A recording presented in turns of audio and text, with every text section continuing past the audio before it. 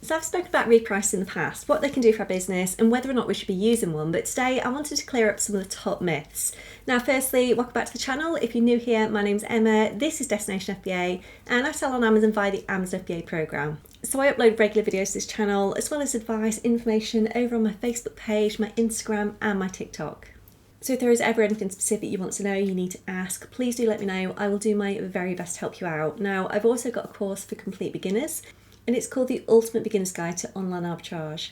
So this is available for a reduced price of just £99 when you use the code BETA10 at checkout. So I will pop links to this in the description below, it will give you a lot more detail. Now going back to those myths, the first one I wanted to look at is it's a race to the bottom. So this is one I hear more than others. So when people are online, they're asking advice, they're wanting to know which repricer is the best to use. This is a comment that comes up time and time again. Now simply with the right repricer, this is not true. So most repricers will allow you to price upwards, downwards, depending on what the competition is doing, what strategy you've got set, but you are 100% in control of this.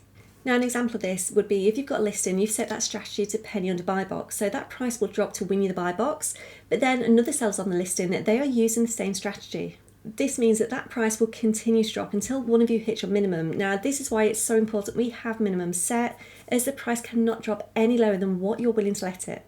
Now if you don't want that price to keep dropping, you don't want to be the one responsible for dragging the price down, you need to look at other strategies instead, so either match buy box or penny over buy box. This will just help to keep that price stable, the buy box should rotate, everybody should get a chance to make those sales. So the next myth being you lose money.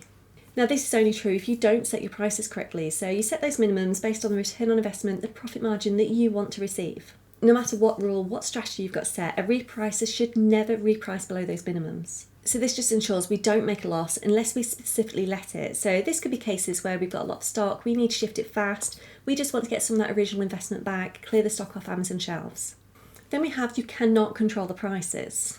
So you can control the exact parameters of how that repricer works. So you get to choose the minimums, you get to choose the maximums too. Now this is especially useful if your competition are pricing very, very high. Now if you price too high, Amazon could suppress that buy box, so make sure you set those maximums to realistic amounts. You are completely in control of all that repricing. And then we hear you don't need a repricer if you're a small seller. Now whilst you can do all that repricing manually through Seller Central, this can take up a huge amount of time, especially as you add more and more ASINs into your account. Now if you only have a few ASINs, you may want to do that repricing manually just for a start, but as soon as you feel the need, as soon as it feels like it's getting a little bit too much, definitely consider a repricing software. So there are so many different algorithms and automations that you can use to really help you win that buy box, a lot more so than using Amazon's free repricer. Now the time you're saving could definitely be used elsewhere within the business, just really help you to move the business forward. So you definitely don't need to be a huge seller to make use of a good repricing software. And then finally, we often hear repricers are expensive.